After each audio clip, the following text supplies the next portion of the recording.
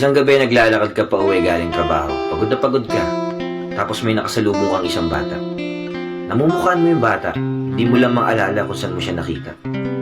Lumapit siya sa'yo. Tapos ang sabi niya, ang layo na nang narating mo. Proud ako sa'yo. Pagod na pagod ka na, pero hindi ka sumusuko. Nagulat ka sa mga sinabi niya, tapos bigla siyang tumakbo. Paglingon mo, wala na siya sa paningin mo. Bigla mong naalala kung sino yung bata na yun. Ikaw pala yun 20 years ago. Pinapaalala niya lang sa'yo na magpatuloy ka lang. Minsan hanap tayo ng motivation at inspirasyon. Pero hindi natin alam, sarili lang pala natin yung makakapagpamotivate sa atin. Paano kung makita mo talaga yung batang ikaw? Ano kayang sasabihin niya sa'yo? O ano kaya yung sasabihin mo sa kanya? Maging proud kaya kayo sa isa't isa?